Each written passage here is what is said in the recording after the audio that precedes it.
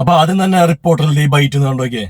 പിള്ളേര് പട്ടിണി കിടക്കുന്നു എന്ന് പറഞ്ഞാൽ, പറഞ്ഞത് പുറത്തു പറഞ്ഞാൽ നിങ്ങൾ എന്തു ചെയ്യും? നിങ്ങൾ എന്തു ചെയ്തു കളയുമെന്നാണ്. നിങ്ങൾ ഇതിനെ എന്തിനാണ് കാണിക്കുന്നതൊക്കെ എനിക്കറിയാം. അതിവിടെ നടക്കുകയല്ല, അതിവിടെ നടക്കുകയല്ല, അതിവിടെ നടക്കുകയല്ല. ഇത് ചങ്ങനാശ്ശേരിയാ, ഇത് ചങ്ങനാശ്ശേരിയാ. അതിവിടെ നടക്കുകയല്ല, അത് നടക്കുകയല്ല. ഭക്ഷണം അത് ഞങ്ങൾ ചെയ്തോളാം, അത് ഞങ്ങൾ ചെയ്തോളാം. അത് വേണ്ട, അത് വേണ്ട, അത് വേണ്ട, അത് വേണ്ട, അതിവിടെ വേണ്ട കേട്ടോ. ഇന്നലെ ഒന്നും ഇവിടെ ഒരു കുഴപ്പം ഉണ്ടാക്കണ്ട. ഇവിടെ വേണ്ട കാര്യങ്ങളൊക്കെ ഇവിടെ നടത്തിയിട്ടുണ്ട്. എന്ന വിനു ജോബ് സാറേ, ചങ്ങനാശ്ശേരിയും പാലായും മീനച്ചിലും ഈരാറ്റുപേട്ടയും ചേരുന്ന കോട്ടയത്തിനും കോട്ടയമടക്കം ജില്ലകളുള്ള കേരളത്തിനും പൊതുവായി ഒരു നിയമവാ. ആറ്റിപ്രാക്കൽ ജിമ്മികളി ആറ്റിന്ന് വെള്ളം ഇറങ്ങിയിട്ട് മതി. മൂക്കിന് കൈ ചൂണ്ടി ചിരിച്ചോണ്ട് ഭീഷണിപ്പെടുത്തുന്ന സുന്ദരവില്ലൻ റോള് കെട്ടിയാടാൻ ഇവിടെ കൊട്ടകയൊന്നും തുറന്നു വെച്ചിട്ടില്ല.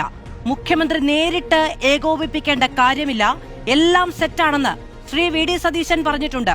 MLA-മാരെ ഏകോപന യോഗത്തിന് വിളിക്കാത്തത് പണി മര്യാദയ്ക്ക് നടക്കാനാണെന്നും പറഞ്ഞിട്ടുണ്ട്. അപ്പോ പണി എടുത്തിട്ട് തിളയ്ക്കണം അരി. അപ്പൊ ഇത് കഴിഞ്ഞ ദിവസം നമ്മുടെ കേരളത്തിൽ ഫ്ലഡ് ഉണ്ടായ സമയത്ത് കോട്ടയം ചങ്ങനാശ്ശേരിയിൽ ഒരു ദുരിതാശ്വാസ ക്യാമ്പില് ഒരു ഭക്ഷണ പ്രതിസന്ധി പോലത്തെ ഒരു സംഭവം ഉണ്ടായി. അപ്പൊ ആ വാർത്ത നമ്മുടെ റിപ്പോർട്ടറിന്റെ ക്യാമറമാനും അവർ കൂടി ഇത് പുറത്തെത്തിച്ചു. ഇത് കണ്ടപ്പോ തന്നെ നമ്മുടെ കോൺഗ്രസിന്റെ കുറച്ച് കോട്ടയം അച്ചായമാര് ടീംസ് വന്നിട്ട് ഈ ഇവരെ ഭീഷണിപ്പെടുത്തലും, അപ്പൊ അതിനോടനുബന്ധിച്ച് നമ്മുടെ മാധു പറഞ്ഞൊരു ബൈറ്റിന് കണ്ടത്. അപ്പൊ ഇതിൽ എനിക്ക് പറയാനുള്ളത് ഈ CPM-മാരോടാണ്. അതായത് ഇങ്ങനെ ഒരു പ്രശ്നം ഉണ്ടാവുമ്പോൾ ഇപ്പൊ കണ്ടില്ലേ, ഈ ബൈറ്റ് പുറത്തു വന്നപ്പൻ, അതായത് നമ്മുടെ ഈ ഇഷ്യൂ, അതായത് ഭക്ഷണ പ്രതിസന്ധി പുറത്തു വന്നപ്പൻ തന്നെ കോൺഗ്രസിന്റെ ആൾക്കാർ അവിടെ എത്തി. അതുപോലെ നിങ്ങളും അവിടെ എത്തേണ്ടതാണെന്ന് പറഞ്ഞ മനസ്സിലായി. അതായത് ഇത് റിപ്പോർട്ടറിന്റെ മാധ്യമ പ്രവർത്തകരല്ല ഈ കോൺഗ്രസിനായിട്ട് തർക്കിക്കേണ്ടത്, നിങ്ങളാണ്. അതായത് നിങ്ങൾ ചെയ്യേണ്ട കാര്യങ്ങൾ ഇപ്പൊ ശരിക്കും ചെയ്യേണ്ടത് ആരാ? ഈ മാധ്യമ പ്രവർത്തകരായിട്ടുള്ള റിപ്പോർട്ടറും കയ്യിലേക്ക്. ഇപ്പൊ നിങ്ങൾ എടുത്ത് നോക്കി നോക്കിയാ, ഇപ്പൊ മാധുവിന്റെ ഈ ഒരു ബൈറ്റ്, അതായത് നിങ്ങളുടെ ഏതെങ്കിലും ഒരു യുവജന സംഘടനയുള്ള നേതാവിന് ഇതുപോലെ സംസാരിക്കാൻ പറ്റുമോ? ഒന്ന് രണ്ട് പേര്, ഈ സ്വരാജ് പോലത്തെ ഒന്ന് രണ്ട് പേരുണ്ടെങ്കിലും ഭൂരിഭാഗം ആൾക്കാർക്ക് ഇതുപോലെ സംസാരിക്കാൻ പറ്റില്ല. നിങ്ങളിപ്പോ കോൺഗ്രസിന് എടുത്ത് നോക്കിയാൽ അതിലിപ്പോ ഒരു ജിൻഡോ ജോൺ, അല്ലെങ്കിൽ ഈ പറഞ്ഞ പോലെ രാഹുൽ മാങ്കൂട്ടത്തില് ഇപ്പൊ കോൺഗ്രസ്സുകാരനല്ലെങ്കിലും, അതായത് ഇങ്ങനെയുള്ള ആൾക്കാർ നല്ല കണ്ണിങ് ആയിട്ട് സംസാരിക്കും. ഇതുപോലുള്ള ആൾക്കാരുടെ വേണ്ടത് CPM-ന് പറഞ്ഞ മനസ്സിലായ. അപ്പൊ എന്റെ ഒരു ഉപദേശം ഉണ്ട്, പറഞ്ഞ മനസ്സിലായി. നിങ്ങളിത് നിങ്ങളുടെ ഒരു യുവനിരയിൽ ഇതുപോലെ നല്ല രീതിക്ക്, അതായത് ഇപ്പോൾ ഉള്ള നിങ്ങളുടെ കുറച്ച് സ്പോക്സ് പേഴ്സൺമാരൊക്കെ ഒരു എന്താ പറയാ മൊണ്ണകളായിട്ട് ചിത്രീകരിച്ചേക്ക സോഷ്യൽ മീഡിയയിലും മാധ്യമങ്ങളിലും.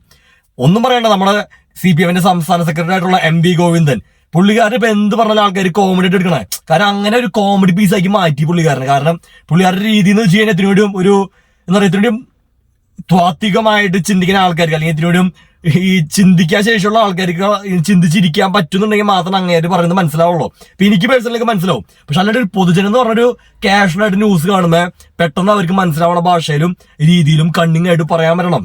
ഇതിനോട് ചെറുപ്പം ആൾക്കാർക്ക് ഇത് ഇതിനോട് പറ്റും പറഞ്ഞ മനസ്സിലായ. അപ്പൊ നിങ്ങളുടെ യുവനിരയെ ഒന്ന് മോഡിഫൈ ചെയ്യണം. ഇപ്പൊ എനിക്ക് നോക്കിയെടുത്തോളം നിങ്ങളുടെ ഇപ്പോഴത്തെ യുവനിരയിലുള്ള ഭൂരിഭാഗം ആൾക്കാർ എനിക്ക് അത്രയ്ക്കും എന്താ പറയാ, ഇപ്പൊ കോൺഗ്രസിന്റെ യുവനിരയായിട്ട് നോക്കുമ്പോൾ അത്രയ്ക്ക് ടോപ്പല്ല. ഇപ്പൊ ഷാഫി പറമ്പില്, അല്ലെങ്കിൽ പറഞ്ഞ പോലെ ഈ കോൺഗ്രസിന്റെ ഓരോ ആൾക്കാരെ അഭിംവർക്ക് ഇവരൊക്കെ പറയണ കാര്യം എന്ന് വെച്ച് കഴിഞ്ഞാൽ കണ്ണിങ്ങായിരിക്കും. നമ്മൾ ശ്രദ്ധിച്ചു നോക്കുക. അതായത് അല്ലെങ്കിൽ എന്താ പറയാ, കോൺഗ്രസിന്റെ ഏറ്റവും എന്താ പറയാ മോശം നേതാവ് എന്ന് അറിയപ്പെടുന്ന ആൾ വരെ സംസാരിക്കുമ്പോൾ അവർക്ക് ഒരു മീഡിയയില് ഒരു എന്താ പറയാ, ഒപ്പം മാധ്യമങ്ങളുടെ സപ്പോർട്ട് ഉണ്ട്, ഇല്ല എന്നല്ല, പക്ഷെ ആ ഒരു കണ്ണിങ്നെസ് ഉണ്ട്. ഇപ്പൊ മാധു സംസാരിക്കുന്നുണ്ട്, അല്ലെങ്കിൽ ഇപ്പൊ റിപ്പോർട്ടറിന്റെ മറ്റേ അരുൺകുമാർ, ഇതുപോലെ സംസാരിക്കാൻ പറ്റി കഴിഞ്ഞാൽ ജനങ്ങളിലേക്ക് ഇതിനോട് ഇറങ്ങി ചെല്ലാൻ പറ്റും. അതായത് നിങ്ങളുടെ വാക്കുകൾക്ക് പറഞ്ഞ മനസ്സിലായ. അപ്പൊ നിങ്ങളുടെ ഈ ഒരു ഇപ്പൊ പിണറായി വിജയൻ തന്നെ, ഇപ്പൊ പിണറായി വിജയനും വി ഡി സതീശനും എടുത്തു കഴിഞ്ഞാൽ പിണറായി വിജയൻ പറയണത് കാര്യം ഉണ്ടാവും. ഇപ്പൊ നുണകളൊക്കെ വി ഡി സതീശന്റെ പോലെ പറയില്ലെങ്കിലും, പക്ഷെ പുള്ളിക്കാരെ ഒരു കാര്യം പറയുമ്പോഴേക്കും, അല്ലെങ്കിൽ ഒരു കാര്യം പറയണതിനേക്കാൾ ഒരു 10 ഇരട്ടി ഇമ്പാക്ട് ആണ് വി ഡി സതീശന്റെ 10 നുണയ്ക്ക് പറഞ്ഞ മനസ്സിലായ. കാരണം എന്തുകൊണ്ട് ആ ഒരു പറയുന്ന രീതിയാണെന്ന്. ഇപ്പൊ നമ്മള് അർത്ഥസത്യമാണെങ്കിലും സത്യമാണെങ്കിലും നുണയാണെങ്കിലും പറയുന്ന രീതിക്ക് അവിടെ ഇമ്പോർട്ടൻസ് ഉണ്ട് പറഞ്ഞ മനസ്സിലായ. മാധ്യമങ്ങൾ എത്രത്തോളം കവർ ചെയ്യേണ്ടതുള്ളത്. ഇപ്പോ പിണറായി വിജയന്റെ ചില കാര്യങ്ങളൊന്നും ചില മാധ്യമങ്ങൾ പുറത്തു വിടില്ല, അത് നല്ലതൊന്നും പുറത്തു വിടില്ല, അത് വേറെ സൈഡ്. ഞാൻ അതല്ല പറഞ്ഞു. പക്ഷെ നിങ്ങളുടെ നേതാക്കന്മാരും അല്ലെങ്കിൽ ഈ പറഞ്ഞ പോലെ പിന്നെ അണികളോട് പറയാനുള്ള കാര്യം എന്ന് വെച്ച് കഴിഞ്ഞാൽ, നിങ്ങൾ കാര്യം മനസ്സിലാക്കുക. ഇപ്പൊ ഏഷ്യാനെറ്റ് പോലത്തെ മാധ്യമങ്ങൾ നിങ്ങൾ നല്ല രീതിക്ക് വേട്ടയാടുന്നുണ്ട്, അല്ലെങ്കിൽ നിങ്ങളുടെ പാർട്ടിയെ നശിപ്പിക്കാൻ നോക്കുന്നുണ്ട്. കാരണം അതിന്റെ അജണ്ട നിങ്ങൾക്ക് അറിയാലോ, BJP-നെ വളർത്താനുള്ള അജണ്ട. അപ്പൊ അവര് പല രീതിക്ക് ഇപ്പൊ നിങ്ങൾ എടുത്ത് റിപ്പോർട്ടർ ചാനലിനെ നല്ല രീതിക്ക് അറ്റാക്ക് ചെയ്യുന്നുണ്ട്. ഇപ്പൊ ആന്റോ അഗസ്റ്റിനോ അല്ലെങ്കിൽ പറഞ്ഞ മെസ്സിയുടെ കാര്യം പറഞ്ഞിട്ട് അതിൽ വസ്തുതകളുണ്ടോ എന്ന് വെച്ച് കഴിഞ്ഞാൽ കുറച്ചൊക്കെ വസ്തുതകൾ ഉണ്ടില്ല എന്നല്ല. ഇപ്പൊ കള്ളത്തരം കാണിക്കാത്ത ആരുമില്ല. നിങ്ങൾ നോക്കി കഴിഞ്ഞു ഇപ്പൊ ഏഷ്യാനെറ്റിന്റെ മുതലാളി ആരാ? BJP-യുടെ രാജീവ് ചന്ദ്രശേഖർ. പുള്ളിക്കാരൻ ഒരു 500 കോടിയുടെ ഓരോ ക്രമക്കേട് കർണാടകയിൽ എന്തൊക്കെയോ ഇഷ്യൂ ഉണ്ടായിരുന്നു, ഓർമ്മയുണ്ടോ? അതൊക്കെ മുക്കി മാധ്യമങ്ങള്. അപ്പോ ആരും വലിയ പുണ്യാളന്മാരല്ല. അപ്പൊ CPM-കാർ നിങ്ങൾ കാര്യം മനസ്സിലാക്കണം, ഈ റിപ്പോർട്ടറിന് ഇത്രയധികം ഈ മാധ്യമങ്ങളായാലും ഈ BJP ആണെങ്കിലും കോൺഗ്രസ് ആണെങ്കിലും ഒക്കെ വേട്ടയാടുന്നത്, BJPയും കോൺഗ്രസും വേട്ടയാടുന്നത് ഈ റിപ്പോർട്ടർ CPM അനുകൂല ചാനലായതുകൊണ്ടാണ്. അത് മാത്രമല്ല CPM ഇപ്പൊ കേരളത്തിലുള്ള ഒരു മാധ്യമങ്ങളുള്ള ഗ്രിപ്പ് എന്ന് പറയുന്നത് റിപ്പോർട്ടറാ. കൈരളി CPM അനുകൂല ചാനലാണെങ്കിലും പക്ഷെ കൈരളിക്ക് അത്ര വ്യൂവേഴ്സ് ഇല്ല. പക്ഷെ റിപ്പോർട്ടർ എന്ന് പറഞ്ഞാൽ ഏഷ്യാനെറ്റ് കഴിഞ്ഞ ഏറ്റവും കേരളത്തിൽ ടോപ്പാണ് നിൽക്കുന്ന ഒരു മാധ്യമ സ്ഥാപനം റിപ്പോർട്ടർ പറഞ്ഞ മനസ്സിലായില്ലേ. അപ്പോ റിപ്പോർട്ടറിനെ തകർത്ത CPM പകുതി തകർത്ത പോലെ നിങ്ങൾക്ക് പറഞ്ഞ മനസ്സിലായ. കാരണം നിങ്ങൾ ചെയ്യണ നല്ല കാര്യങ്ങൾ ജനങ്ങളിലേക്ക് എത്തിക്കാൻ ഇപ്പൊ കൈരളി റിപ്പോർട്ടർ മാത്രമേ ഉള്ളൂ. പറഞ്ഞ മനസ്സിലായില്ലേ. കുറച്ചൊക്കെ 24 സഹായിക്കുന്നല്ലാണ്ട്. അപ്പോ ഈ റിപ്പോർട്ടറിനെയും ഈ BJPയും കോൺഗ്രസും വേട്ടയാടുന്നതിന്റെ കാര്യം ഇതാണ്. പിന്നെ മറ്റു മാധ്യമ സ്ഥാപനങ്ങൾ വേട്ടയാടുന്ന വെച്ചാൽ അത് മാധ്യമ പോരെന്ന് പറയും. അതായത് ഈ 7 8 സ്ഥാനത്ത് നിന്ന റിപ്പോർട്ടർ ഒറ്റയടിക്ക് 1 2 സ്ഥാനങ്ങൾക്ക് എത്തി. അതായത് ഏഷ്യാനെറ്റിന്റെ ഒപ്പം പിടിച്ച് എത്തിയത്. ഏഷ്യാനെറ്റ് അടക്കം എല്ലാ മാധ്യമങ്ങൾക്കും ഭയങ്കര ദേഷ്യം ഇവരായിട്ട്. അപ്പോ ഇവർക്ക് അത് ഒരു വാർത്ത കിട്ടി കഴിഞ്ഞാൽ അവിടെ രാഷ്ട്രീയം നോക്കാണ്ട് എല്ലാ മാധ്യമങ്ങളും റിപ്പോർട്ടർ അറ്റാക്ക് ചെയ്യും. ഞാൻ പറഞ്ഞ മനസ്സിലായി. അപ്പൊ അത് അവിടെ മാധ്യമ യുദ്ധം. അപ്പൊ ഇതൊക്കെ ജനങ്ങൾ മനസ്സിലാക്കുക. പ്രത്യേകിച്ച് CPMകാര് അന്തം കമ്മികളായിട്ടുള്ള നിങ്ങളൊരു കാര്യം മനസ്സിലാക്കണം. നിങ്ങളുടെ ആകെയുള്ള ഒരു ഗ്രിപ്പാണ് ഈ റിപ്പോർട്ടർ. അപ്പൊ റിപ്പോർട്ടറിനെ മാക്സിമം സപ്പോർട്ട് ചെയ്തില്ലെങ്കിൽ ഇപ്പോ ഈ VD സതീശൻ സർക്കാരും ഇനി BJP സർക്കാരും ഒക്കെ ഈ പറഞ്ഞ റിപ്പോർട്ടറിനെ നശിപ്പിക്കാനാണ് നോക്കുക.